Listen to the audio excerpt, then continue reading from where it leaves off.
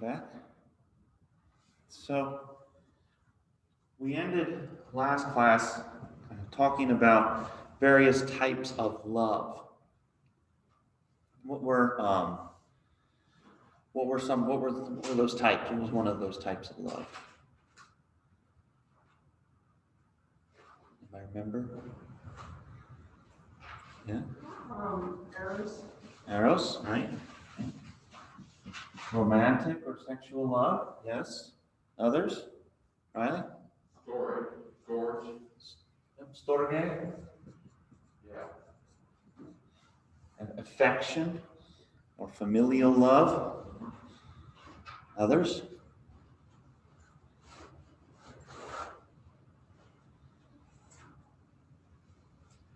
What's the biggest city in Pennsylvania? Philadelphia. Literally the city of brotherly love, or friendly love.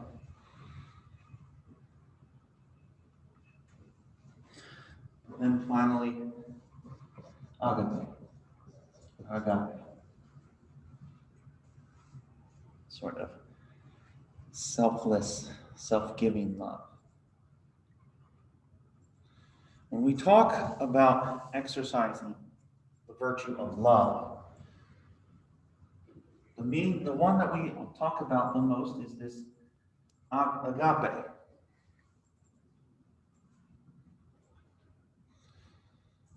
When Christians are called to practice love, this is the type of love they are called to practice the most. This doesn't mean these other ones are bad or evil.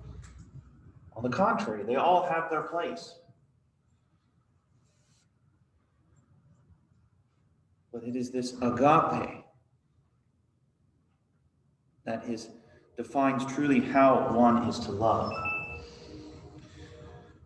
We need to also understand the distinction of how to practice love.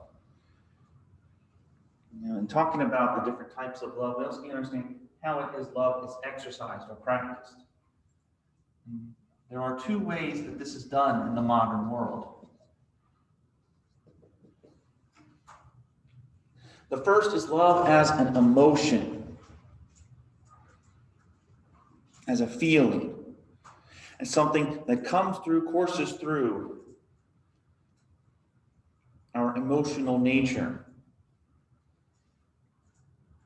and perhaps draws us towards another person or another thing.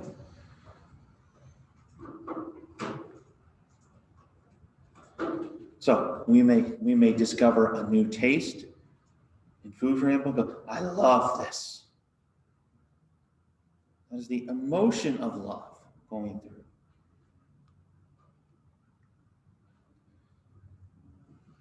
Whereas the love that we're going to be looking at more and talking about the virtue of love is more an action of the will.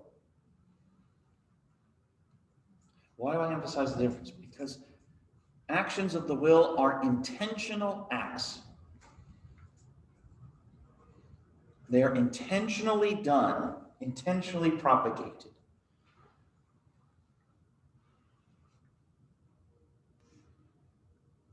We sometimes nowadays conflate the two, or more often than not, keep love as an emotion.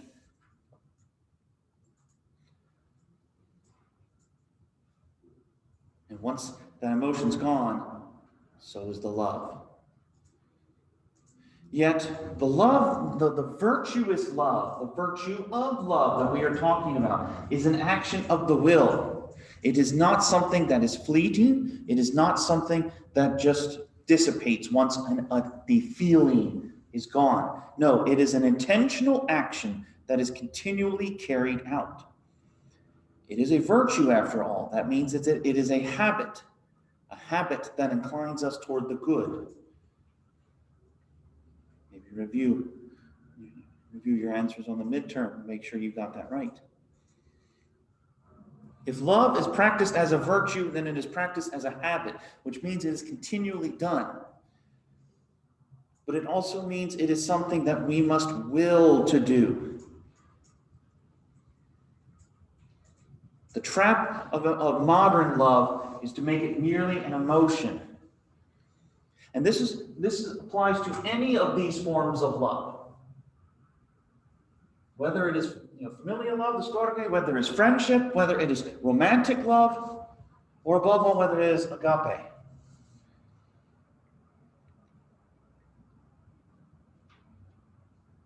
All of them require us to practice love as an act of the will. But above all, the love that is the Christian virtue, the theological virtue of love. How would it look if familial love was practiced only as emotional love? It's just something, I only love my children insofar as, they make me feel good, they make me feel happy.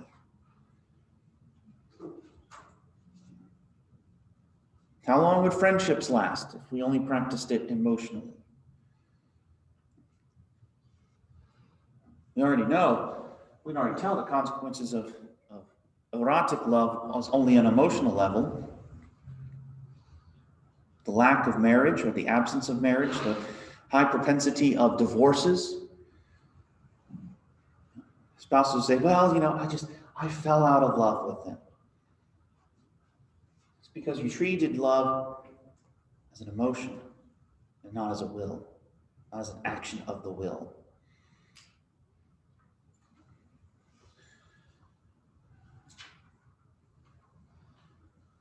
So what is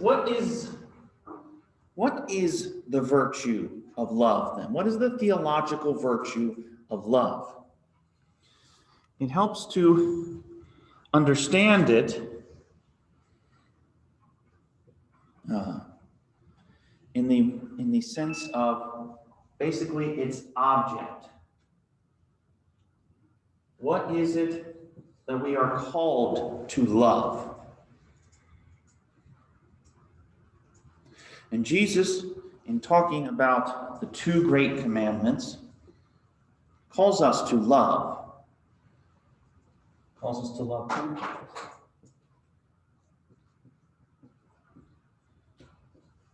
To love God,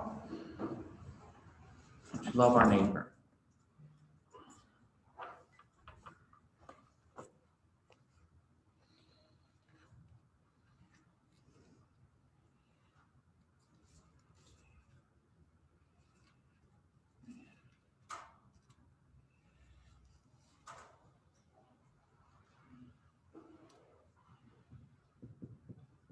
We see this in Matthew chapter 22, verses 34 to 40.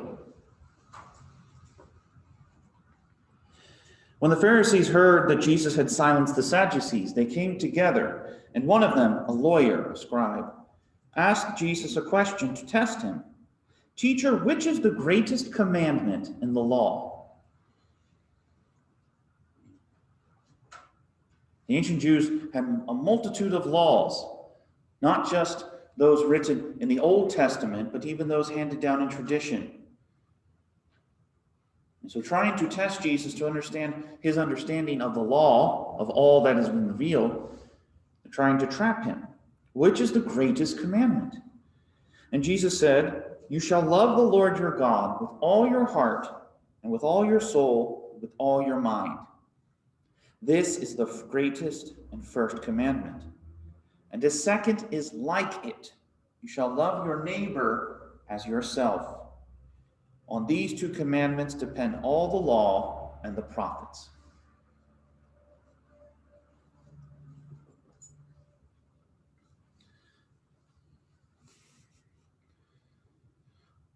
So the theological virtue of love is to return in some way this action of the will first and foremost to God. God is the primary object of love. God is to be loved above all things and to be loved for his own sake. What do I mean by that? God is not meant to be loved merely because he makes us happy or merely because he gives us stuff or anything like that, any sort of excuses. No, God is to be loved because God is God. Because God is the source of all of this.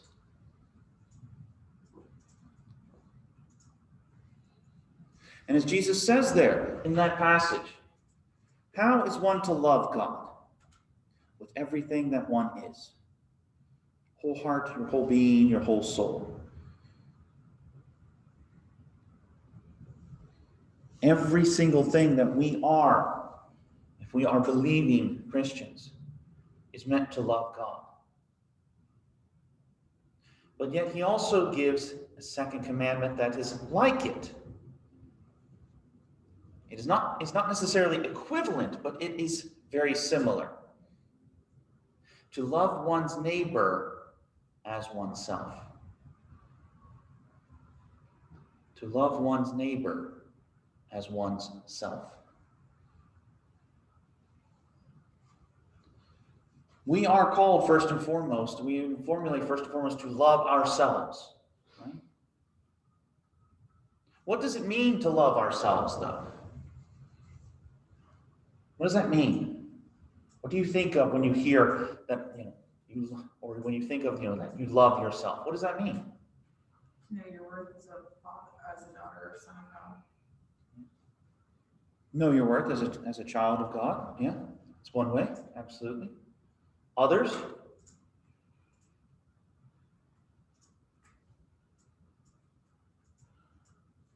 Are there ideas about how or what it means to love yourself? Do you desire bad for yourself?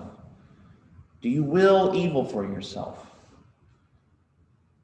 What do you desire or want for yourself?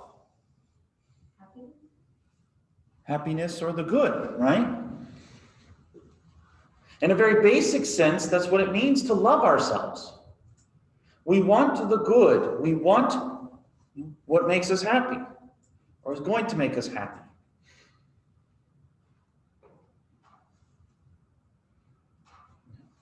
We're willing to put up with these classes and all this work because they'll supposedly get us a job that'll help us, to pay for the things that'll make us feel happy. Right? One way or the other. Nobody's handing it out to us for free, so we have to do these things. So, in a sense, we love ourselves enough to be willing to endure all of this.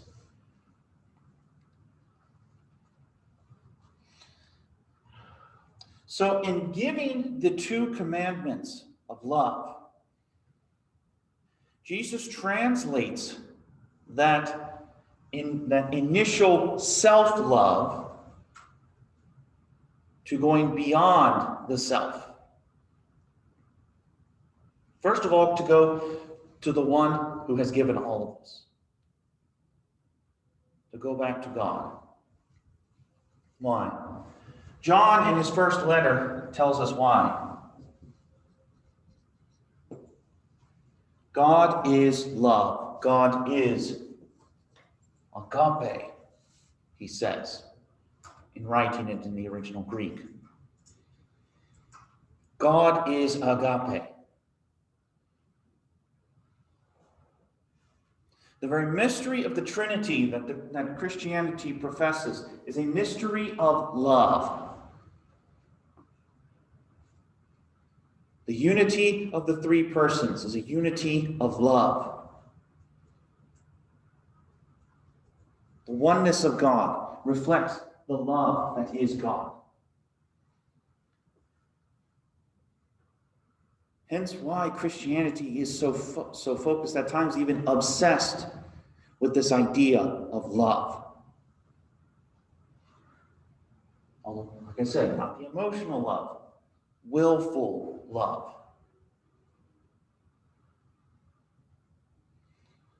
God loves himself first because he is good. But he, out of his love, wills everything into being. We kind of talked about that before, talking about kind of the big picture of Christianity, or the big picture beliefs, the big picture ideas. This is one of the biggest ideas. God, who does not need anything else outside of himself. God, who is self-sufficient, creates the entire universe out of love. Love for these creatures that he is making, that he is endowing and creating in his image and likeness.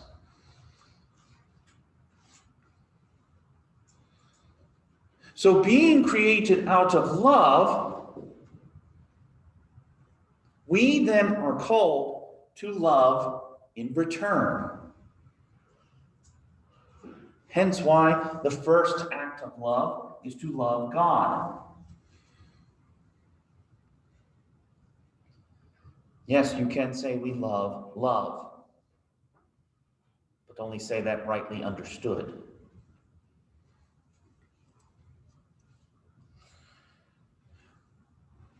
Why is it John says, though, that God is agape?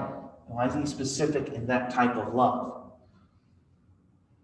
Because everything that we believe, Jesus reveals and does, reveals and demonstrates the full depths of this love that God has for all of creation, for all of humanity. And the greatest witness of that is the cross. The willful acceptance of the cross is an action of love. The greatest act of love that any human has ever done. But the fullest sign of God's own love for humanity.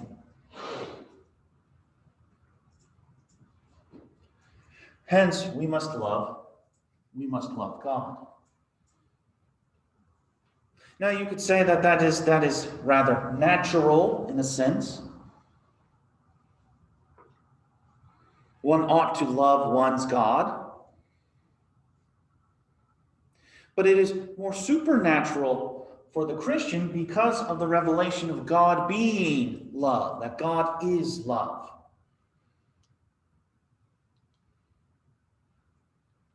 Many had a begrudging acceptance of the old gods.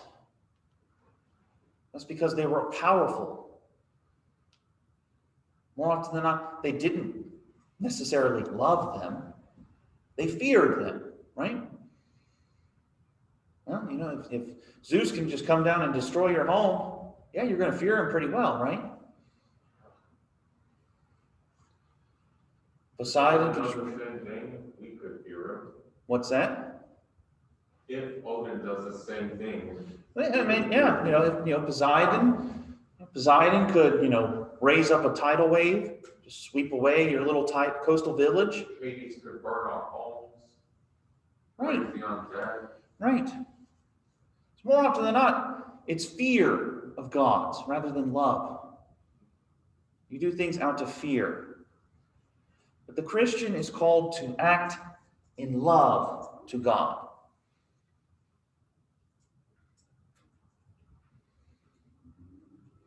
That is the primary response one is to have towards God, to love. How is this able to come about?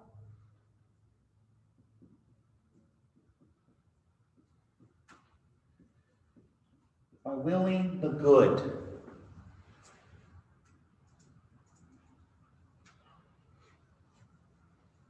Remember, I talked about this willful love. How is it we can love a being that is greater than us? That is the greatest of all beings, that is love itself.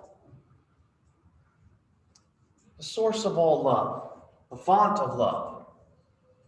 We do it by willing the good that the same God has and wills for us.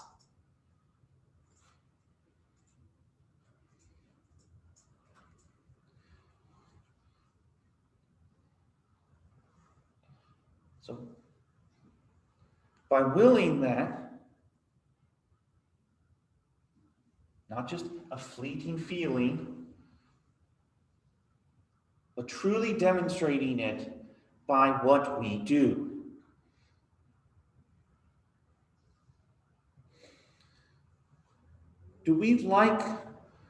Which do we like more? When someone tells us that they love us, or if they give signs of demonstrating that love? Do we like it more when they just say that I love you, or if they give us flowers, chocolate, dates, time alone?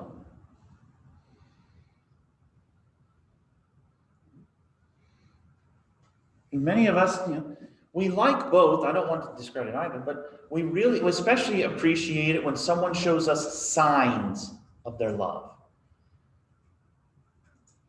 It's even more so in our relationship with God. We are called to demonstrate that. So we must will the good. It is one thing to profess with one's lips that one loves God. It is another to show it by what one does.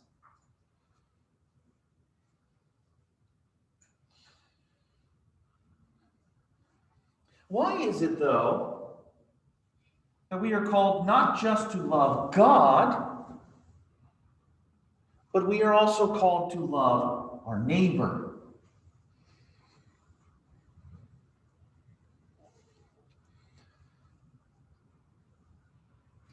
It begins with the understanding of where our neighbor comes from. Our neighbor comes from the same origin as we do, ultimately from God.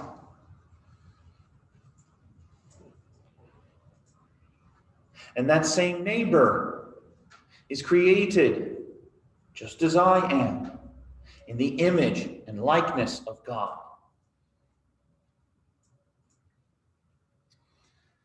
So hence, they share in the same dignity, in the same love that I do with God.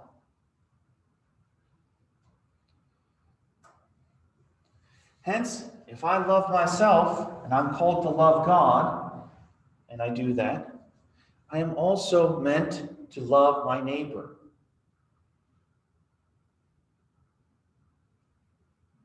Because they are loved by God, just as I am loved by God.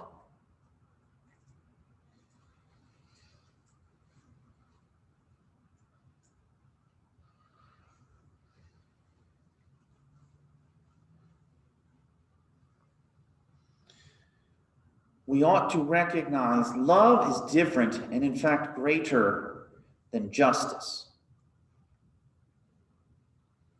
Love is greater than justice. What did justice demand? What was our basic definition of justice? Giving others their due. Giving others their due, what is owed to them.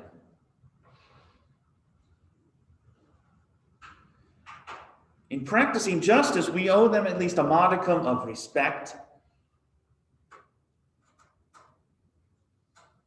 We may owe them different things based on their position and ours, whether we are senior or junior to them, whether we are higher or lower, whether we are familiar or not to them. Love demands more. Love demands that we will the good for them. And what is the greatest good we can will for our neighbor?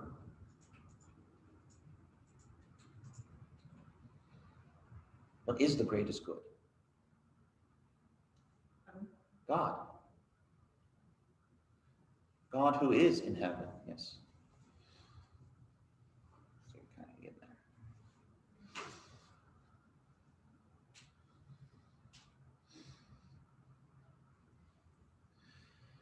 Hence it is that justice sees us treat each other with respect, dignity. Love sees us treat one another in a far deeper level.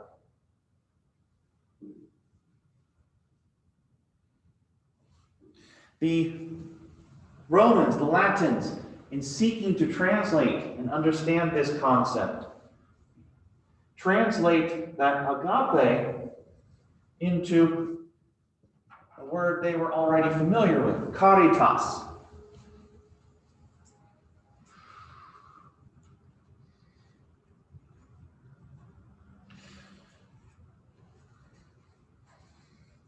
This is where we get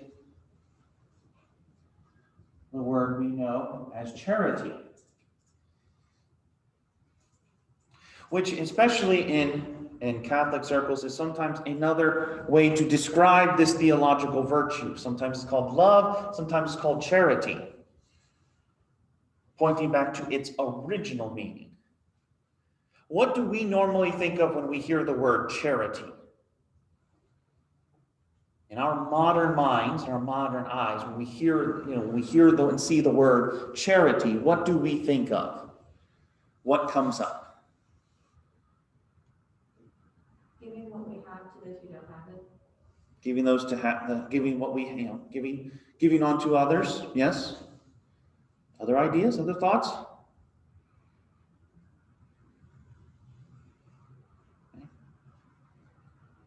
What are charitable works? We normally give it a meaning of, trying to formulate it here. We normally give it a meaning of giving to those less fortunate. However, we want to define who are the less fortunate, right? It's normally kind of where we go with that. We get that concept almost exclusively from Christianity. This idea of charity, even in that modern concept. Why? Because one of the greatest things that Jesus emphasizes in loving his neighbor, in loving our neighbor, is his particular emphasis on loving those who are poor.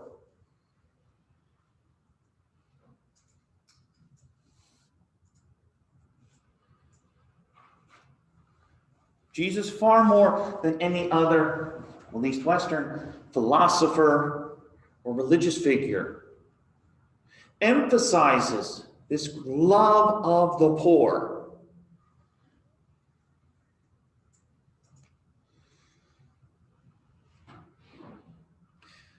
Why? To emphasize that they are our neighbor.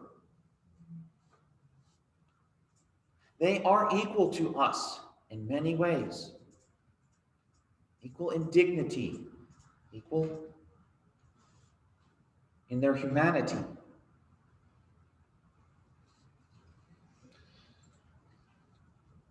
Justice will argue that there is not much that we need to provide to them, depending on what principles or ideas of justice one holds.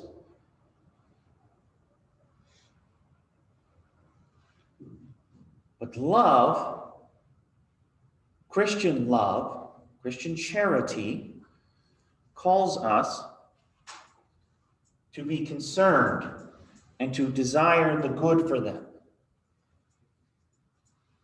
And yes, that can include their betterment in a physical way, not just in a spiritual way.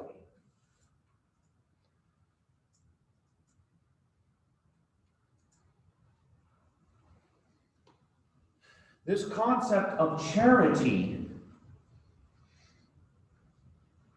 is what gives us the modern foundation of a desire for equality and even the modern concern for the poor.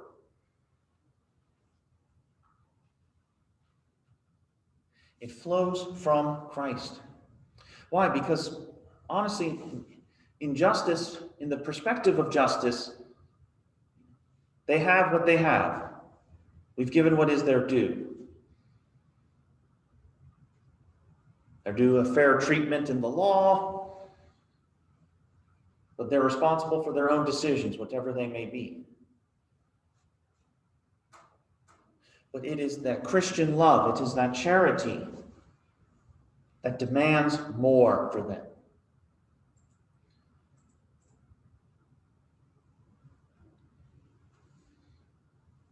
Without it,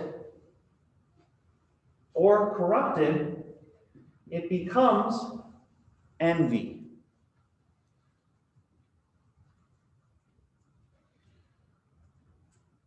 Then it really becomes people are envious of those who have more, whether in possession or whether in fame or whatever it may be. And they may desire to drag the other down.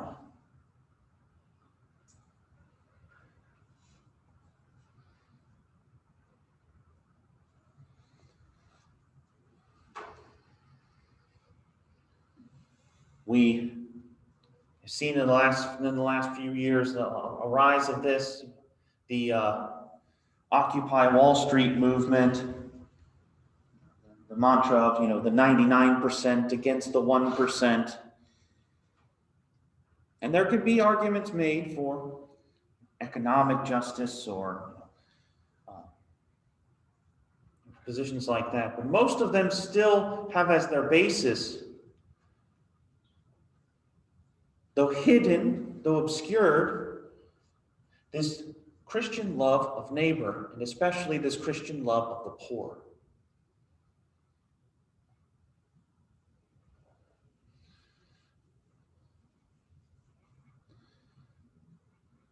Why? Without it, there is no reason to care about the poor. There's no reason to care that much about the other.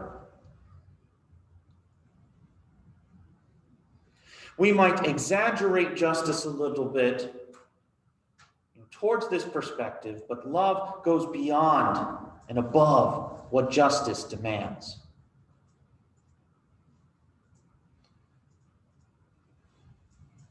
Why should I give of myself in charity to others if I do not believe that they are equal in some way to me? Beyond even it being commanded. Jesus reveals that these two are the greatest commandments because these two are the things that will lead to our happiness. He does not impose them as an obligation. Do this so that that you all won't fight with each other. No, this is how we discover our true happiness with God and with our neighbor.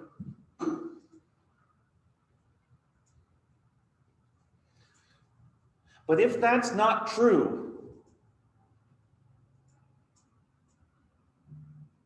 then there is no reason for me to care at all about the poor, besides giving them what is owed to them, the minimum that is owed to them.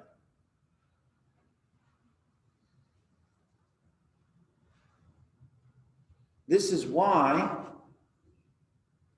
Christians formulate many charitable organizations,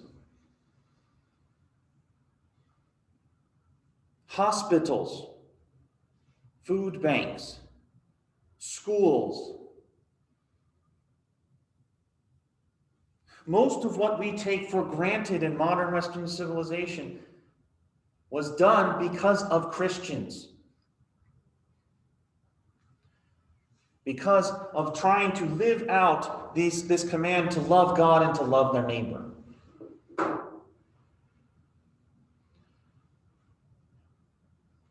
For example, why is it really just to give everybody an education? Shouldn't it be only those who can maybe necessarily afford it?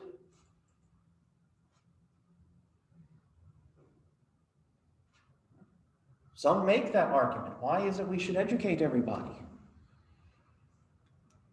They don't really need it. Not everybody needs it. Why do we need to waste our money on pouring it into all of these kids, all of these students? Why not just take the best?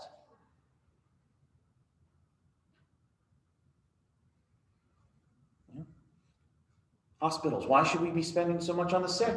Let them die, right? Let them be gone. They're weak, they're feeble. Be done with them.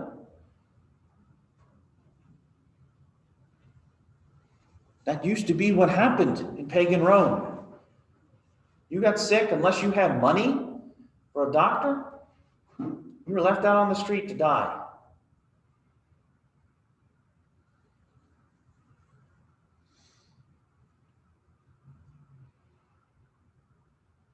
It is love that is meant to animate the most what we believe as Christians. Love is the ultimate explanation, the ultimate motivation. Why exercise the cardinal virtues?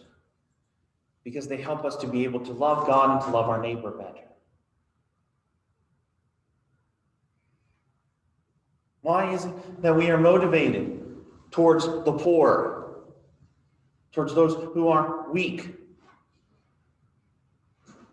Because we love them. Because we love them as ourselves. Because we love them as God loves them.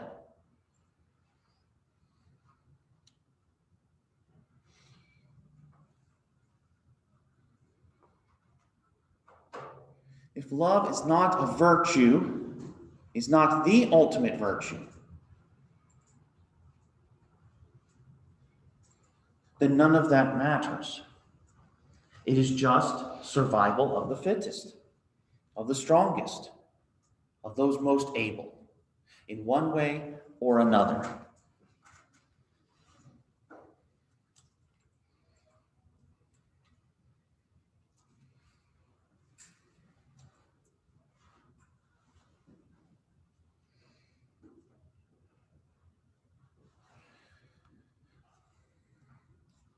So it is then that the practice of the will, the practice of love, the exercise of love, the virtue of love,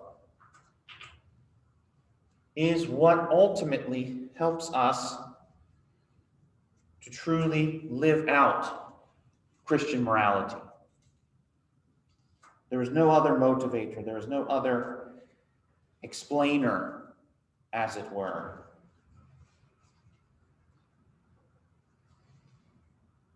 And why is that? Because it ultimately is what will remain alone in the end. Paul the Apostle,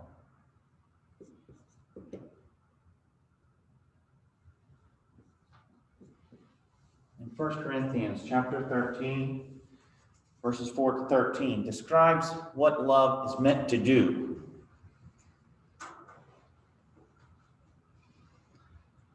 Love is patient. Love is kind. Love is not jealous. It is not boastful. It is not arrogant. It is not rude. Love does not insist on its own way. It is not irritable or resentful. It does not rejoice at wrong, but rejoices in the right. Love bears all things, believes all things, hopes all things, endures all things. Love never ends. That is the key. As for prophecies, they will pass away. As for tongues, they will cease. As for knowledge, it will pass away.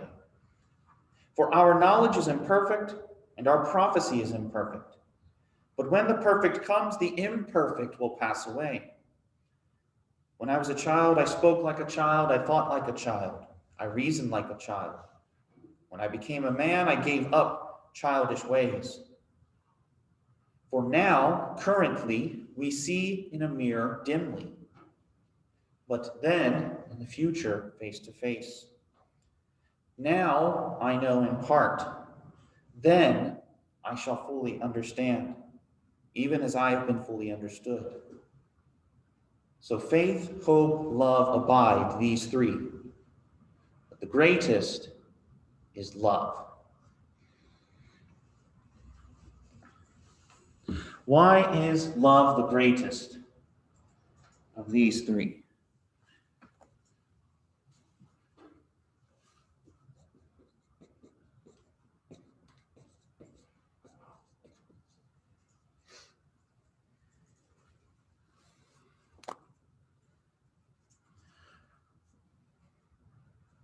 Why is it that Paul says of these three theological virtues, love is the greatest?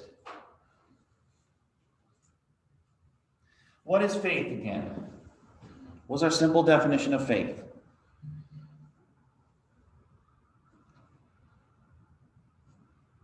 Nobody remembers from the midterm? Faith was assenting to the truth revealed to us by God. So we have to give our assent to something that we don't see or necessarily fully comprehend. In the end of days, we will not need faith, because we shall know and behold God face to face, whether in joy or in sorrow. Hope. What was hope? Anybody remember?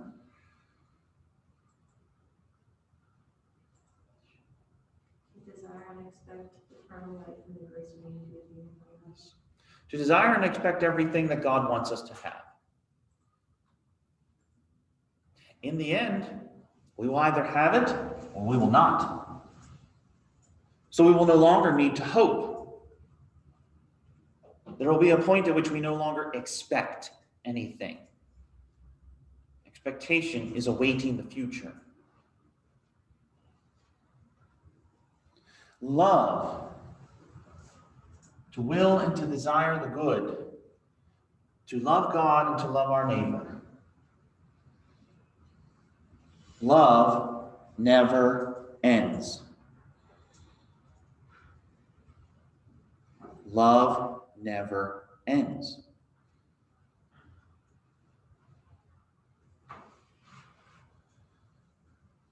If we truly love God, if we truly love our neighbor, we shall continue to do that unto eternity.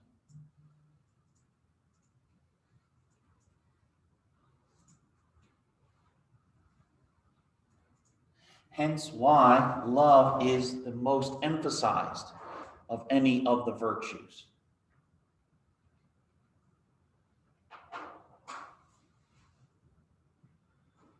Faith and hope help us to be able to love. Because as Paul writes, we see in a mirror dimly or darkly. Remember, a mirror doesn't always reflect 100% of everything it shows. Even our mirrors, as good as they are normally.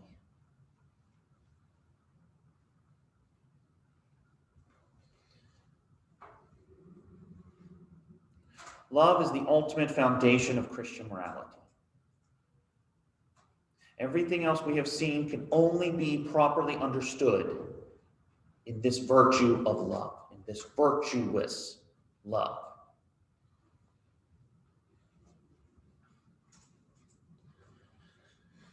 If we love God, and if we love our neighbor as ourselves, which, yes, implies that we love ourselves as well. Some people take that to mean, well, therefore I need to hate myself. No. What's the golden rule? Treat others the way you want to be treated. Right. Do unto others as you would have them do unto you. The old translation. Right.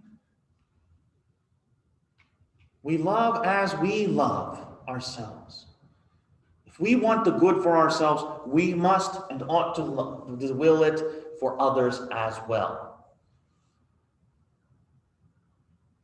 Because there's plenty to go around in God.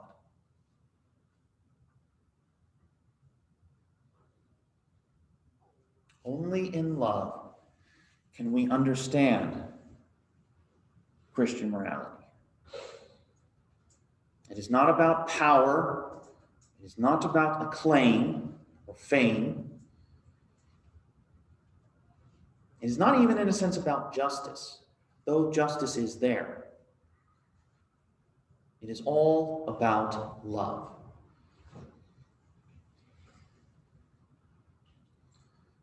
Jesus says near the end of his earthly life, he says, love one another as I have loved you.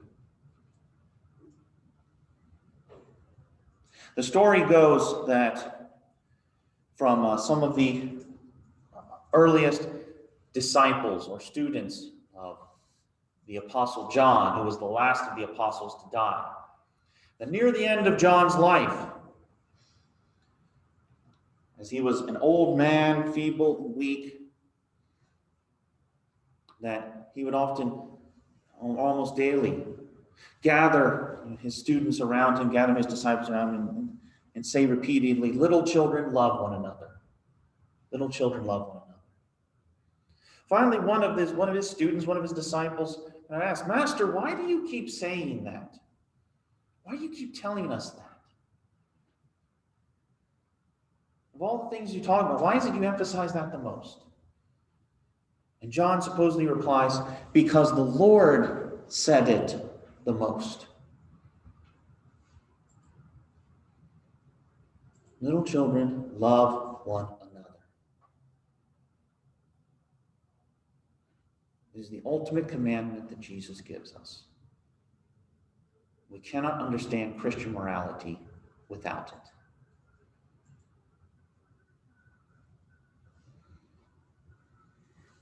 Comments, questions, thoughts, ideas on any of that?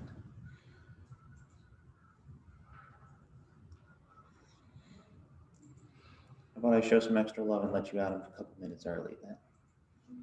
Is that love or is that justice? If it's justice, then I'm not going to do it. I don't know, if I was teaching class, would you want me to do it to you? Absolutely. Very well. We will end there today then. For next class, read up on the next chapter, I believe chapter 16. Talk about how it is we can love, how it is we may be able to love. And that is by the means of the help of the grace of God. What is grace and all of that? We'll look into that, talk about that next class. See you then.